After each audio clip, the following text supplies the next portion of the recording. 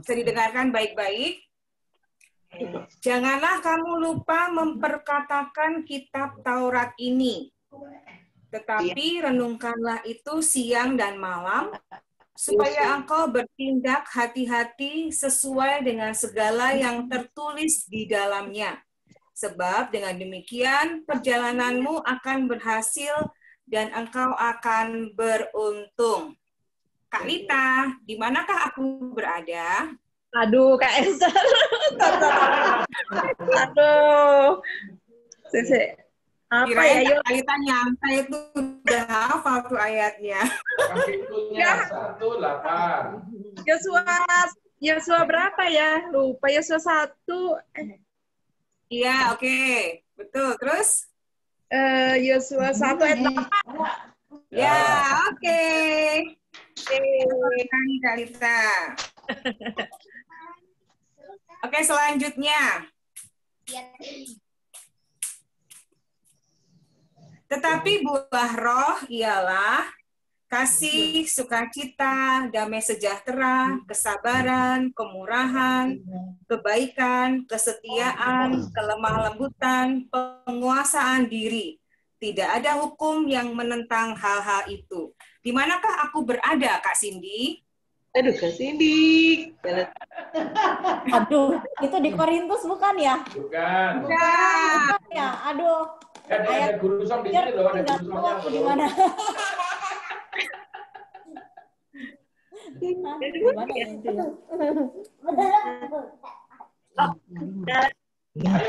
Bis Korintus, Kak Cindy, ya Bis Korintus. Habis Korintus ya? Ada apa ya Bis Korintus?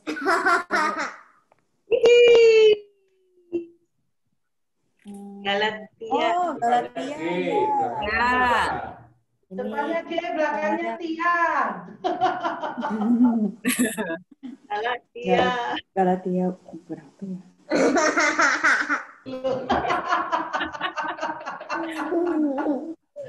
Satu anak dari Tabel, mamanya.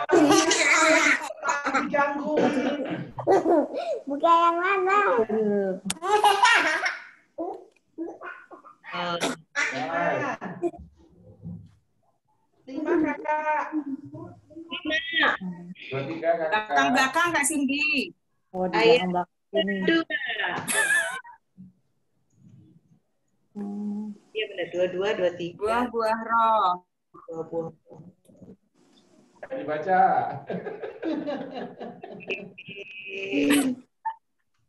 Apa? Oh, 22 ya? Ayat 5. Pasal 5. 22 ya? Pasal 5 ya? Ya, 22 ya? pasal 5 ayat 29 sampai 23. Terima kasih, Kak Cindy. Terima kasih. Oke, selanjutnya. Buku situ. Kemolekan adalah bohong, dan kecantikan adalah sia-sia. Tetapi istri yang takut akan Tuhan dipuji-puji. Di manakah aku berada, Pak Stephen? Amsal 31. Ayat? Ayatnya belum cari. Ya, silakan dicari, Pak. Sekitar 31. Ayo, Pak, dicari, Pak. Sorry. Di sebelah saya nih. Di sebelah saya.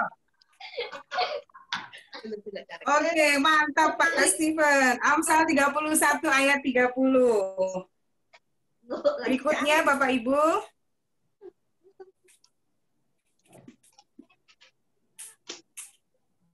Karena itu hendaklah kamu saling mengaku dosamu dan saling mendoakan supaya kamu sembuh. Doa orang yang benar bila dengan yakin didoakan sangat besar kuasanya. Ibu Linda Meliana, di manakah aku berada? Apartemen Parkview. Itu sekarang baru mainin di piano. Oh, orang benar. Kobus 5. Ya, ayat 11. Iya, terima kasih Bu Linda. Oke, yang terakhir Bapak Ibu Saudara ya, satu lagi. Sebab itu, janganlah kamu khawatir akan hari besok, karena hari besok mempunyai kesusahannya sendiri. Kesusahan sehari cukuplah untuk sehari. Di manakah aku berada, Ibu Budi? Gimana? Tunggu, lihat dulu. Oke. Ketemu apa enggak? Benar apa tidak? Itu di bawahnya ayat yang sangat terkenal. Ya ini, lagi dicari. Oh, 32 ya, Mak? Bukan, Bu, di bawahnya, Bu.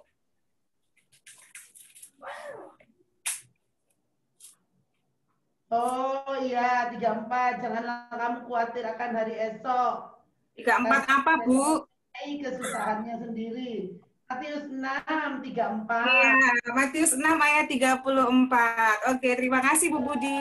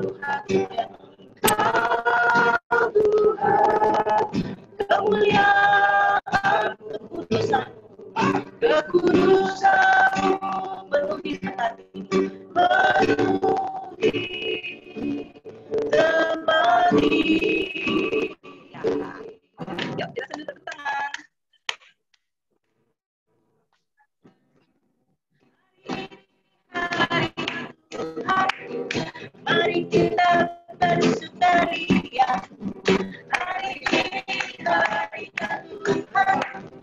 Mari kita bersukaria, bersuka di dalam Tuhan, bersuka di dalam Tuhan. Sekarang kita nyanyikan hari ini harinya Tuhan.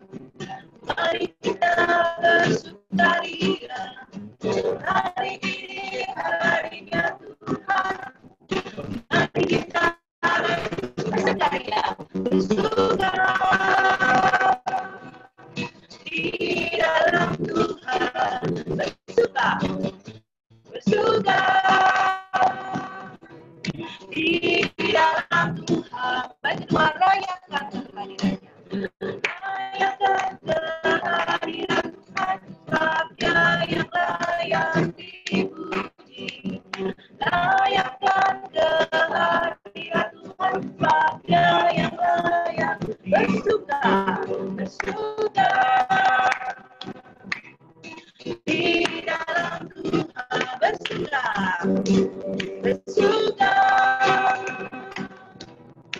di dalam Tuhan, bersuka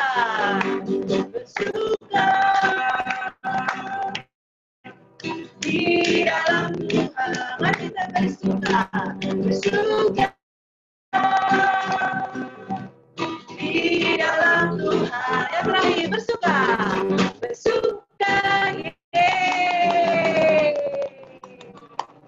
Oke deh, lagu pujian sudah kita mainkan. Allah Roh Kudus, penuhi kami Tuhan, penuhi kami.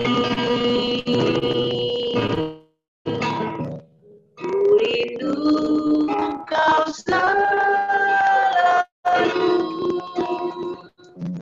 dalam hidupku. Allah Roh Kudus, Allah Roh Kudus, ubah hatiku Tuhan, ubah hatiku, jadikanku jamalah rindu hadirat. Katakan ku sembah, Kudus Tuhan,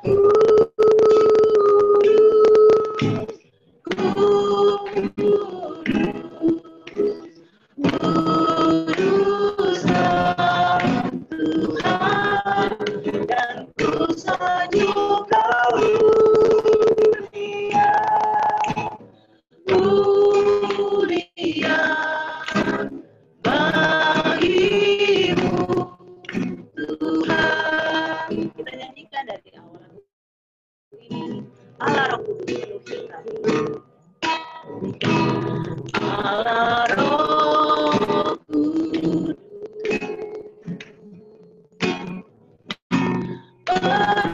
penuhi kami. Ku rindu Kau selalu dalam hidup kami Tuhan, dalam hidup.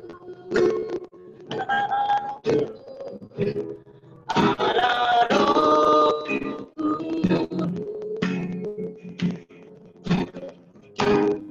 ubah hatiku, jadikan aku Tuhan, jadikanku jamalah rindu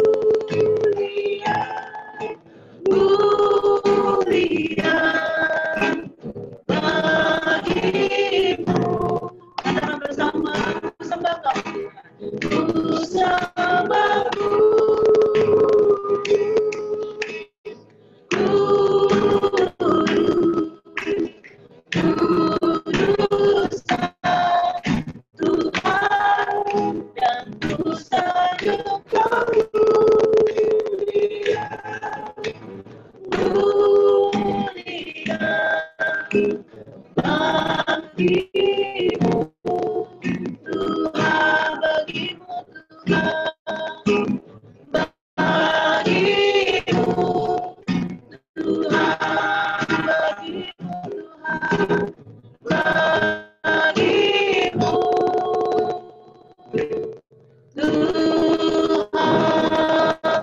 Ini kami mengucap syukur dan terima kasih kalau kami semua bisa bersatu hati, bersama-sama berkumpul baik melalui Zoom ini ya Tuhan Yesus, karena Engkau baik bagi kami Tuhan Yesus. Marilah Tuhan Yesus kami berdoa untuk Bapak Gembala kami Budi Warsojo sekeluarga Tuhan diberikan kesehatannya, berkati pelayanannya Tuhan, baik di mana saja beliau itu berada ya Tuhan.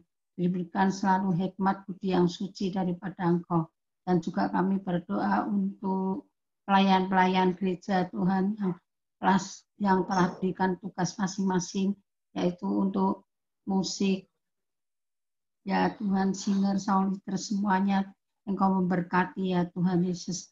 Guru-guru sekolah minggu juga Engkau memberkati, agar mereka bisa membawakan firman-Mu dengan baik, menurut kebenaran-kebenaran daripada Engkau, sehingga anak-anak yang kecil itu mengerti siapakah Engkau ya Tuhan. Terima kasih Tuhan Yesus. Kami berdoa Tuhan untuk rencana gereja Bethel ini akan membuka gerejanya melalui tatap muka ya Tuhan. Biarlah Engkau sendiri ya turut campur Tuhan dengan cara bagaimana supaya bisa dibukanya dengan baik Tuhan, sehingga tidak ada COVID yang menular di gereja ini. Tuhan, Kau memberkati ya Tuhan, supaya bisa bersama-sama membuka gereja ini dengan tatap muka. Dan Tuhan, kami berdoa juga untuk ya Tuhan, untuk sinode gereja Bethel di seluruh Indonesia, agar supaya mereka diberkati Tuhan. Biarlah mereka bisa melayani pekerjaan dengan baik ya Tuhan, menurut kebenaran dari firman-Mu, sehingga mereka semua menjadi hamba-hamba-Mu yang baik, yang bisa memberikan firman-Mu yang baik, bisa melayani di setiap gerejanya dengan baik ya Tuhan Yesus. Terima kasih Tuhan Yesus, kami berdoa untuk negara Indonesia ini ya Tuhan, yang masih dilanda oleh COVID yang merajalela di dunia ini ya Tuhan. Marilah Engkau sendiri Tuhan yang turut campur agar Indonesia ini dihentikan dari COVID-19 ini ya Tuhan. Kami berdoa untuk pemerintahan kami, yaitu Pak Jokowi, Bapak Presiden Jokowi dan Ma'ruf Amin ya Tuhan, diberikan kekuatan, diberikan selalu hikmat budi yang daripada Engkau, agar bisa menjadikan Indonesia ini maju, dan banyak juga pembangunan yang masa lalu Pak Didi sudah sampaikan tentang jangan protes pada proses ya. Jelas untuk menjadi sesuatu yang mulia, kita harus melewati proses, dan proses itu, yang namanya proses itu tidak pernah menyenangkan, bahkan cenderung menyakitkan, betul, cenderung nggak enak, sedikit merasa seperti teraniaya begitu ya, karena diproses, tidak ada proses yang enak. Nah, seperti ada satu kutipan yang saya kutip, dikatakan seperti ini, just because the process hurts doesn't mean the result won't be beautiful. Nah, jadi percayalah bahwa ketika kita bulan ini belajar tentang dibentuk menjadi bejana yang mulia, kita harus masuk proses. Percayalah bahwa bukan karena proses yang menyakitkan, maka nggak akan ada hasil yang baik. Tapi percayalah bahwa ketika kita tetap mau setia, masuk dalam proses, kita akan melihat hasil yang baik, hasil yang indah, dan bahkan mulia, seperti yang diharapkan untuk kita semua sama-sama pelajari pada bulan ini. Ya, kita sama-sama akan secara khusus belajar malam hari ini tentang satu tokoh, Bapak Ibu Saudara, yang dia orang yang sangat sederhana, dia orang yang bukan siapa-siapa sebetulnya, tapi dia menjadi seseorang yang sekarang dunia seluruhnya mengenal siapa dia. Bukan cuman kita, orang percaya yang tahu siapa dia, bahkan orang di luar Tuhan pun tahu siapa pribadi ini. Sama-sama kita akan baca dalam Lukas 1 ayat yang ke-38. Kita semua tahu, berarti kita akan belajar tentang seorang tokoh yang bernama Maria malam hari ini. Lukas 1 ayat 38, firman Allah berkata seperti ini. Kata Maria, sesungguhnya aku ini adalah hamba Tuhan. Jadilah padaku menurut perkataanmu itu. Lalu malaikat itu meninggalkan dia. Saya ulangi lagi. Kata Maria, sesungguhnya aku ini adalah hamba Tuhan. Jadilah padaku menurut perkataanmu itu. Lalu malaikat itu meninggalkan dia. Iya, menjadi sangat menarik ketika kita melihat di sini bahwa Maria seorang yang sangat sederhana, sangat bukan siapa-siapa begitu Bapak Ibu ya awalnya, tapi dia mendapat satu kepercayaan yang luar biasa. Nah, di sini kita bisa melihat bahwa ketaatan sederhana dari seorang Maria dilakukan oleh orang sederhana yaitu Maria itu hasilnya tidak sederhana, Bapak Ibu Saudara. Kita semua tahu di ending kisahnya dunia mengenal siapa itu Bunda Maria. Dia menjadi orang yang bahkan oleh beberapa kalangan tertentu dimuliakan melebihi apa yang dilakukan. Ketaatan sederhana dilakukan oleh orang yang sederhana, hasilnya tidak sederhana. Kenapa? Karena Tuhan yang mengatur hal itu dalam pribadi orang sederhana ini adalah Tuhan yang besar, adalah Tuhan yang luar biasa. Amin. Itu pun berlaku dalam setiap pribadi kita. Dan memang kalau kita pelajari firman Tuhan Alkitab gitu ya, tokoh-tokoh dalam Alkitab, Tuhan sangat sering menggunakan orang-orang yang sederhana, orang-orang yang bahkan seringkali tidak dianggap oleh orang lain, orang-orang yang mungkin dianggap sebagai orang kalangan kedua atau ketiga seperti itu. Tapi itulah Tuhan kita. Tuhan memilih orang-orang yang sederhana untuk dipakai menjadi alat yang mulia, alat untuk kemuliaan namanya. Dan pastikan bahwa hasilnya itu tidak pernah sederhana. Nah, Maria ini memiliki satu kekuatan yang saya sebut sebagai simple obedience, Bapak Ibu Saudara. Sesuatu yang sederhana, apa itu? Ketaatan yang begitu sederhana. Ini sangat menarik.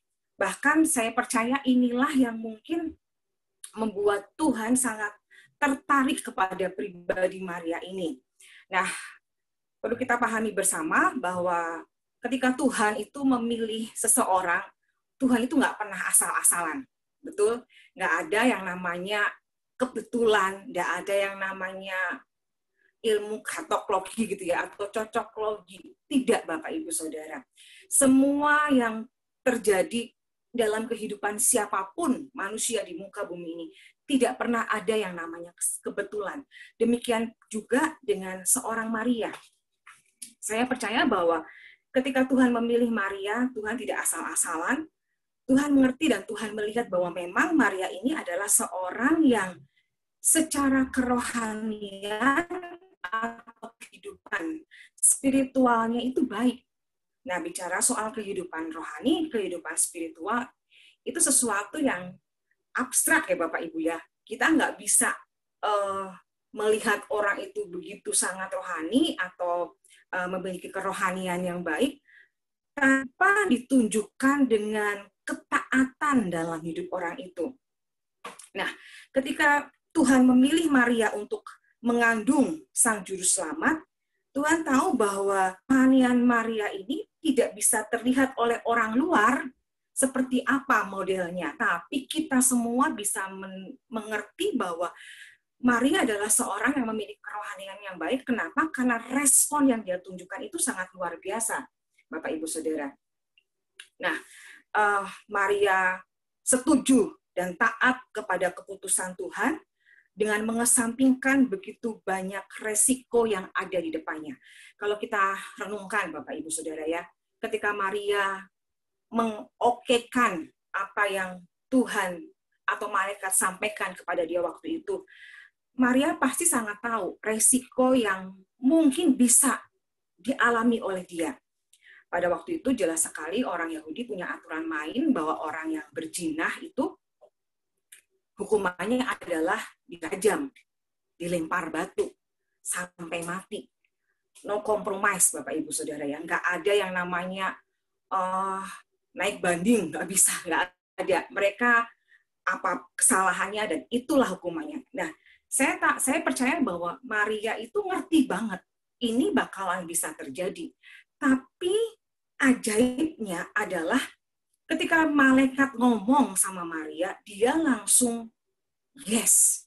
Dia langsung mengatakan, jadilah padaku sesuai dengan kehendak Tuhan, sesuai dengan kehendak-Mu. Nah, Maria mau taat secara sederhana kepada keputusan Tuhan dan menjalani semua proses sampai selesai. Ada satu quotes mengatakan seperti ini, Bapak Ibu Saudara. Great moves of God are usually preceded by simple acts of obedience. Kegerakan yang besar yang Tuhan lakukan biasanya dimulai dari satu tindakan taat yang begitu sederhana. Iya saja, ikut aja. Nah, biar malam hari ini kita akan belajar bagaimana sih supaya kita, pribadi kita, ketika kita masuk dalam satu proses pembentukan, bagaimana Tuhan aku bisa menjadi pribadi yang punya ketaatan, pribadi yang tahu posisi. Kita harus menjadi pribadi yang tahu posisi. Nah, Bapak Ibu Saudara, posisi kita itu nggak pernah berubah, yaitu bahwa kita adalah seorang ciptaan. Ada Sang Pencipta yang begitu luar biasa di atas kita. Kita hanya seorang ciptaan. Kita punya tanggal kadaluarsa, artinya kita punya batas hidup. Satu saat kita bisa mati. Sudah, nggak bisa ngapa-ngapain lagi. Kemudian kita ini adalah manusia yang memiliki kelebihan yang terbatas.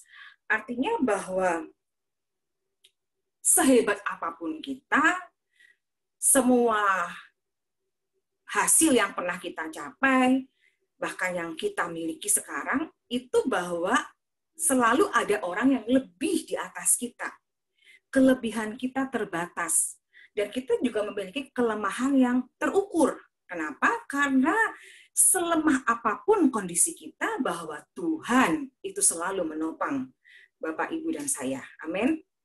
Nah,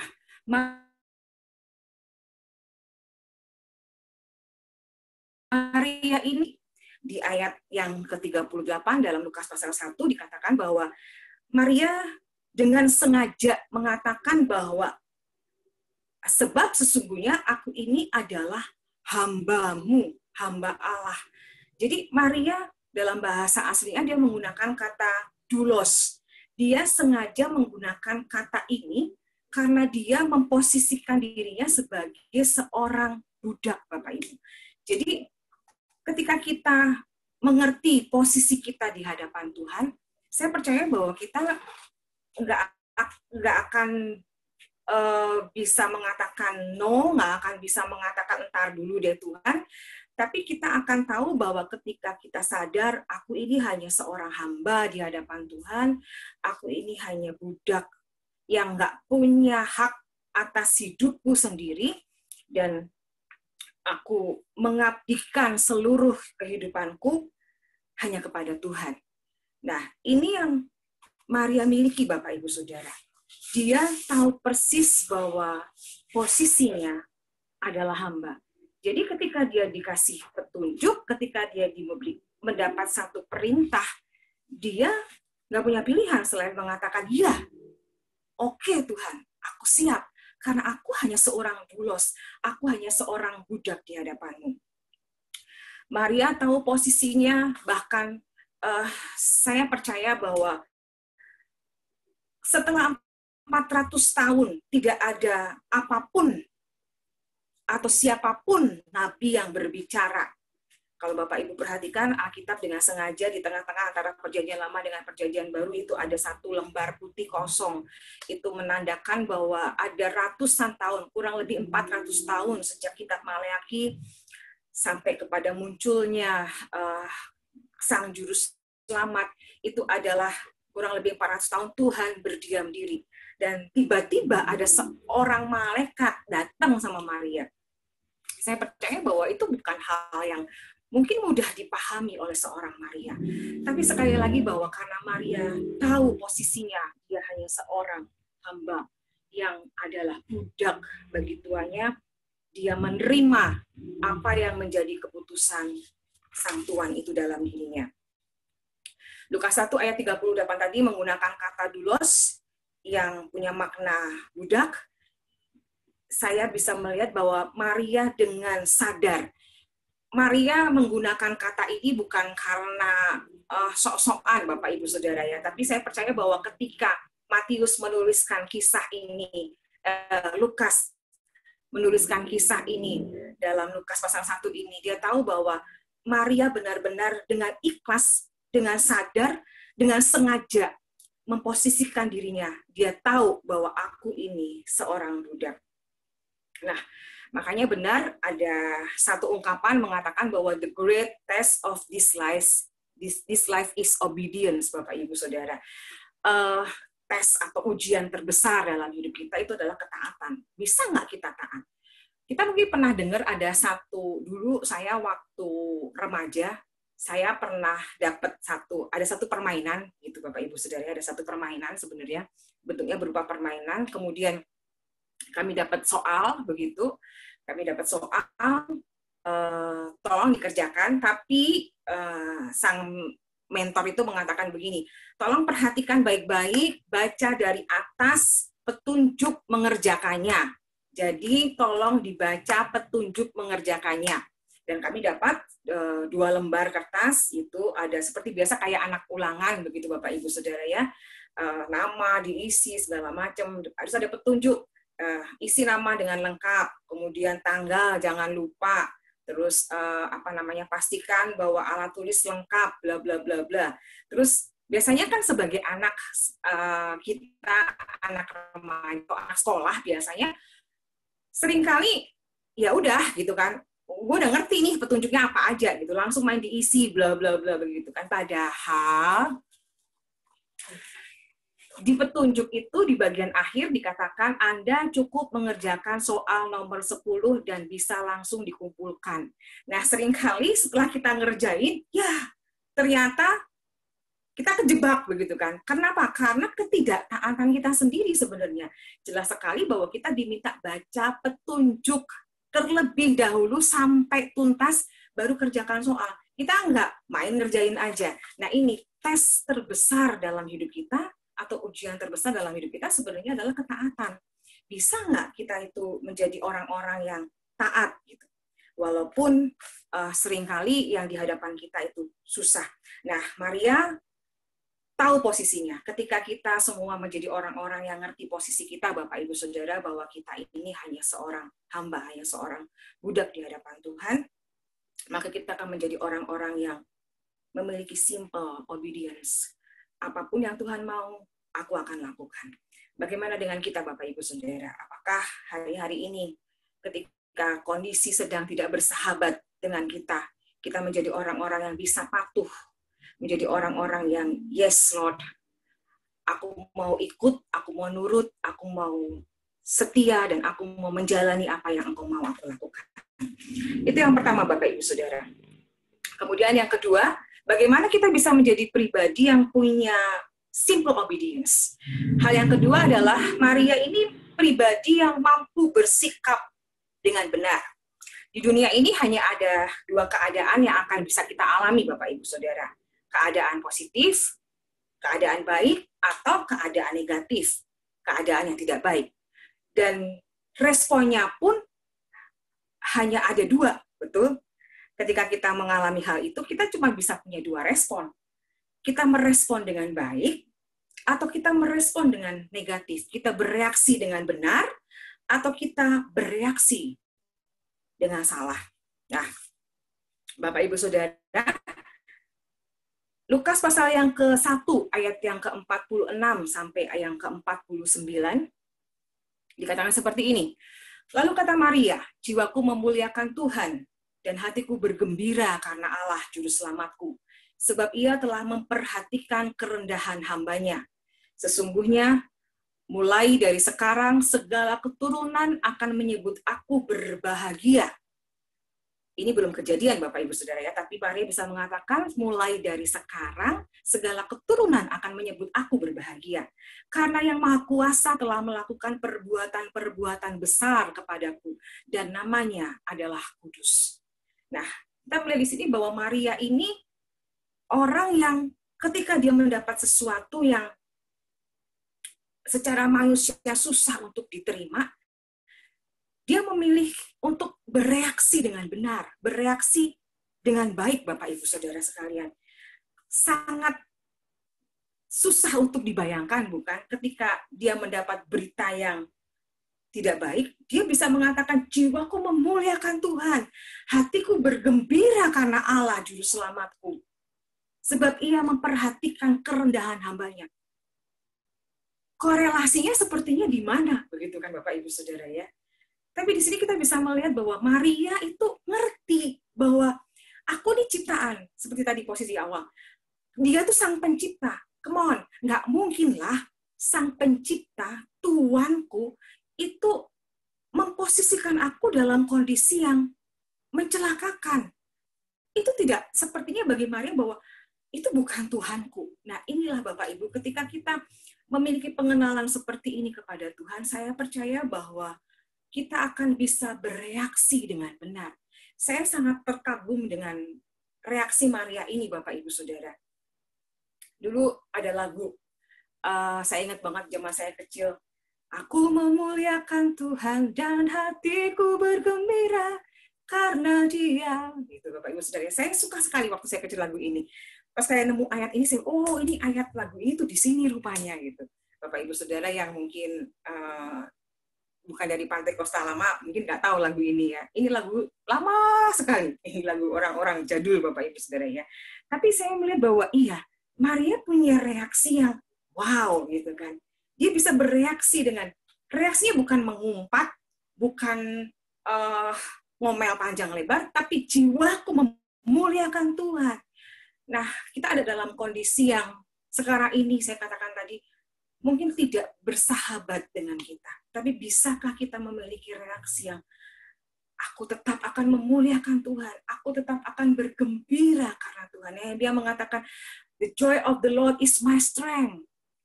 Kesukaan atau sukacita dari Tuhan, itulah kekuatanku.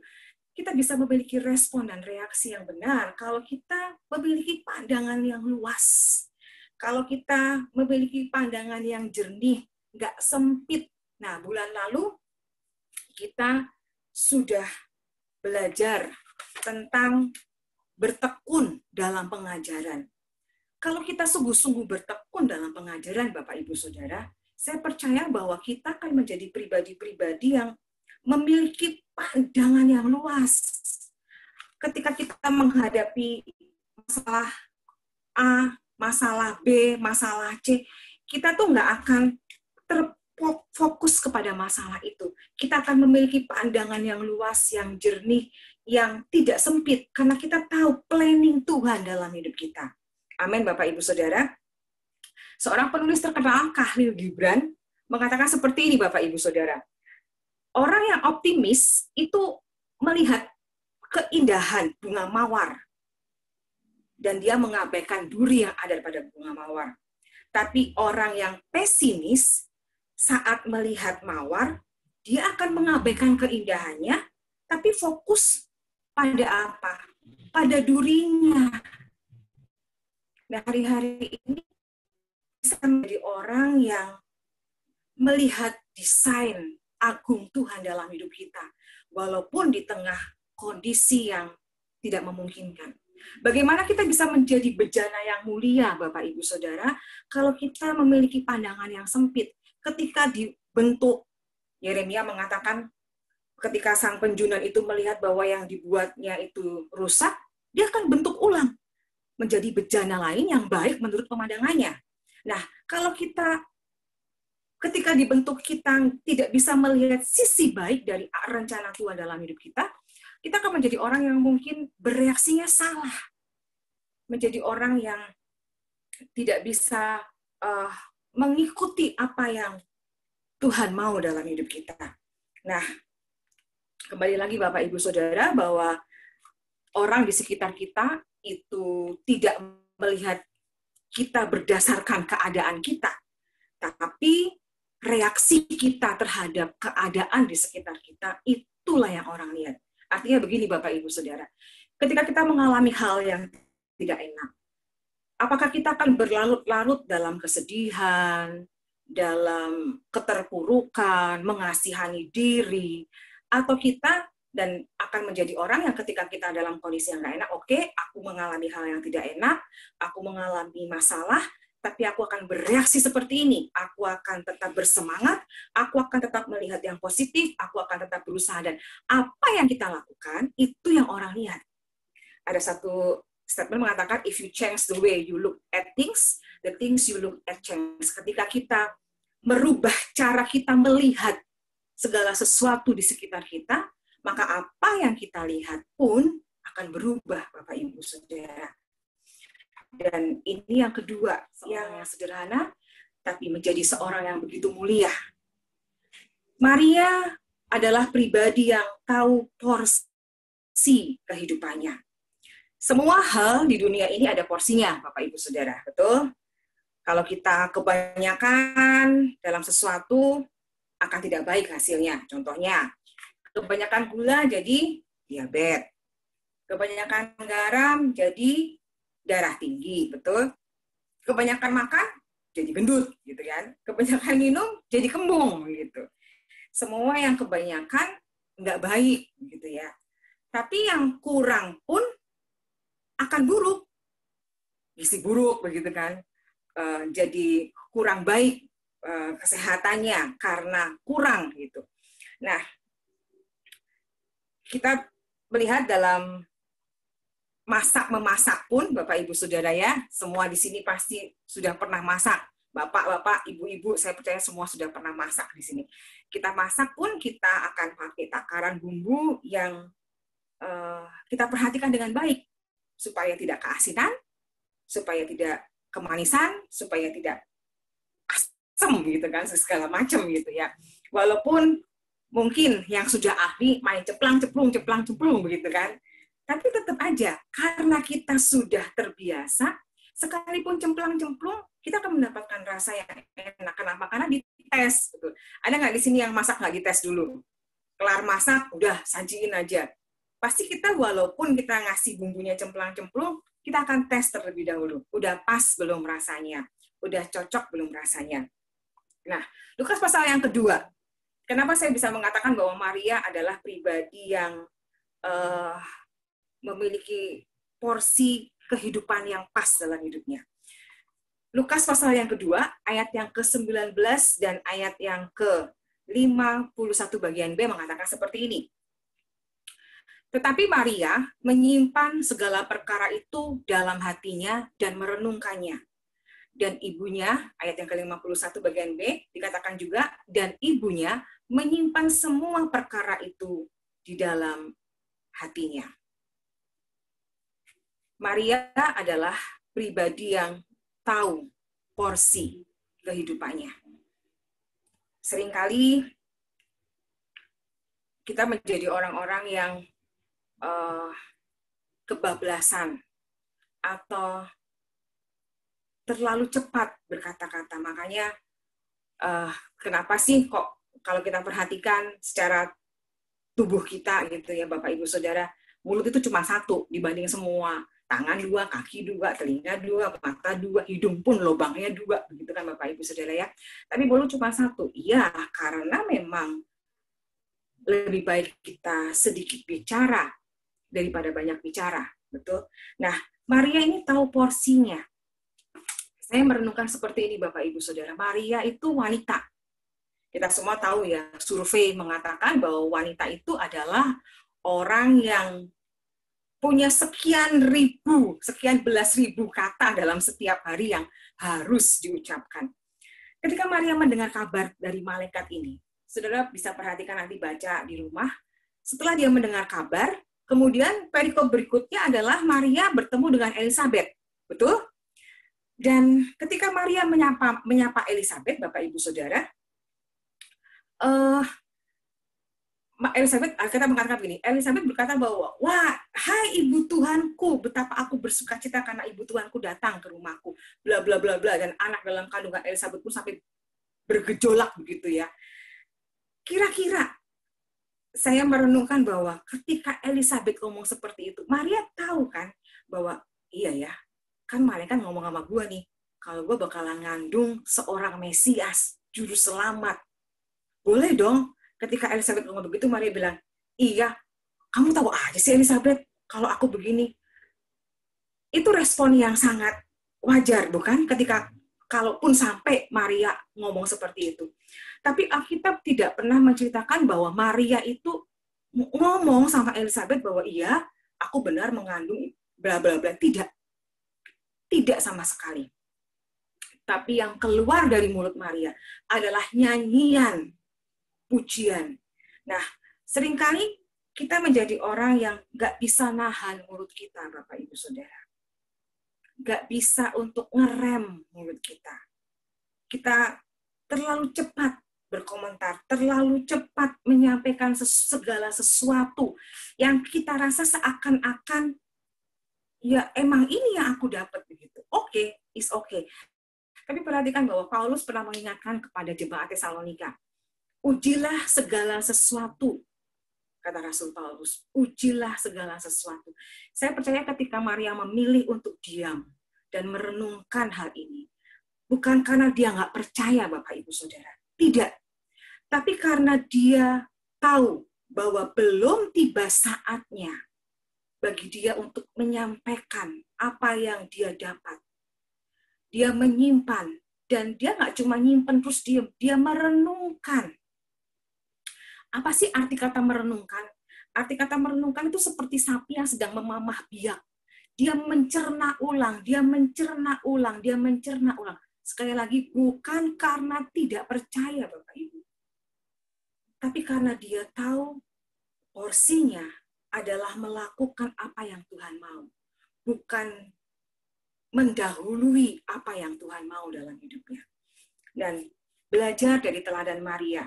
Simpan dalam hati apa yang Tuhan percayakan kepada kita ketika kita diproses. Saya sangat percaya ketika kita semua mengalami proses yang nggak enak, Tuhan tuh ngomong sama setiap kita. Betul? Pasti. Pasti ada hal yang Tuhan sampaikan secara pribadi kepada kita. Diam, simpan, banyak merenungkan akan hal itu. Sebab ini porsi kita, Bapak Ibu Saudara.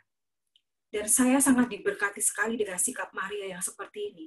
Belajar untuk menyimpan apa yang Tuhan sampaikan ketika kita dalam proses, apa yang Tuhan janjikan dalam hidup kita ketika kita harus meng-keep itu semua, belajar untuk simpan. Porsi kita, lakukan sebagaimana porsi kita. Kenapa? Karena Tuhan akan mengerjakan apa yang menjadi bagiannya dalam setiap hidup kita. Amin, Bapak Ibu Saudara. Saya berharap bahwa setiap kita akan menjadi pribadi-pribadi yang keluar seperti emas yang mulia. Ayub mengatakan, karena dia tahu jalan hidupku, maka aku akan keluar seperti emas yang mulia. Malam hari ini kita akan sama-sama renungkan, Bapak Ibu Saudara.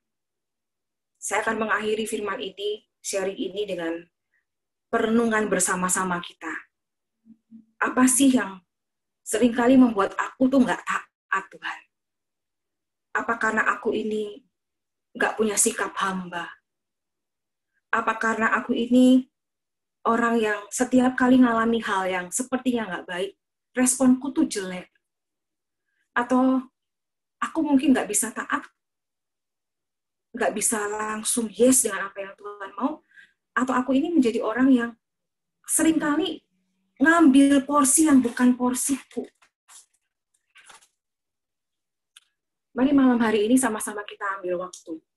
Kita merenungkan.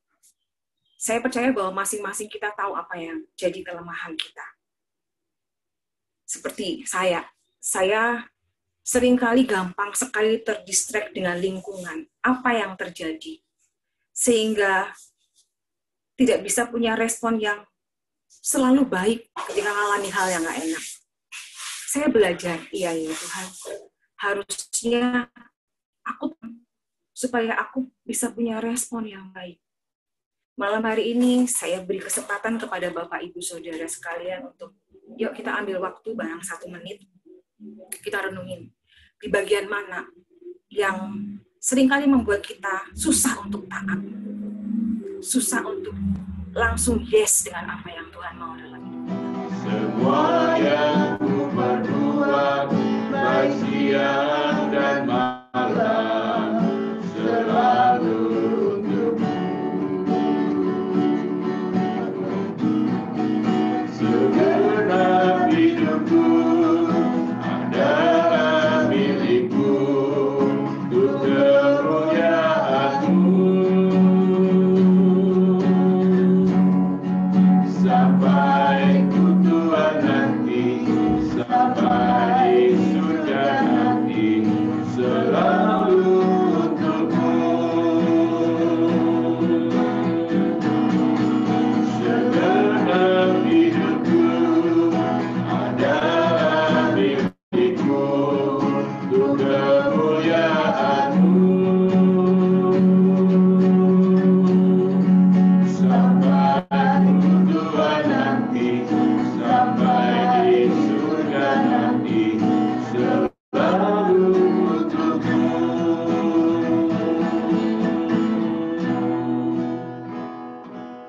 Bu Budi tutup dalam doa. Terima kasih ya Aba ya Bapa untuk waktu ini, untuk kesempatan yang terus Engkau sediakan buat setiap kami. Kami bisa berkumpul, kami bisa bersekutu bersama-sama, kami bisa mendengarkan firman-Mu. Terima kasih Tuhan.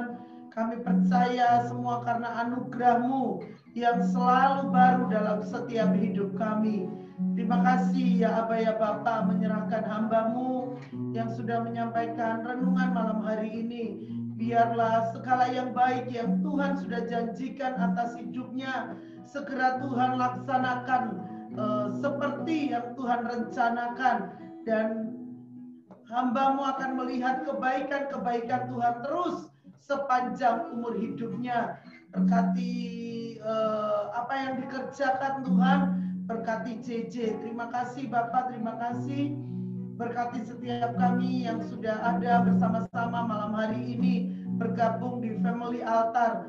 Tuhan, kami percaya apa yang kami kerjakan tidak akan pernah lalu begitu saja, tetapi Engkau Tuhan yang akan terus menyatakan kehendak dan rencana-Mu atas setiap kami. Engkau Tuhan yang terus akan memelihara hidup kami. Terima kasih Bapak, terima kasih, menyerahkan setiap kami yang ada di Family Altar malam hari ini. Tuhan, berkati kesehatan kami, berkati hidup kami, pekerjaan-pekerjaan yang masih dilakukan saat-saat ini. Tuhan, Engkau juga memberkati, khususnya setiap teman-teman, setiap rekan-rekan yang saat-saat ini juga masih melakukan pekerjaan. Biarlah perlindungan Tuhan nyata atas hidup mereka, dijauhkan dari segala malapetaka, dari segala malabahaya. Terima kasih Bapak, terima kasih. Kami sudah memuji, memuliakan nama-Mu. Kami tahu biarlah apa yang sudah kami kerjakan ini semua menyenangkan hati Tuhan. Terpuji nama-Mu Bapa, terpuji nama-Mu Yesus. Dalam nama Yesus Tuhan kami berdoa mengucap syukur. Amin. Amin. Amin.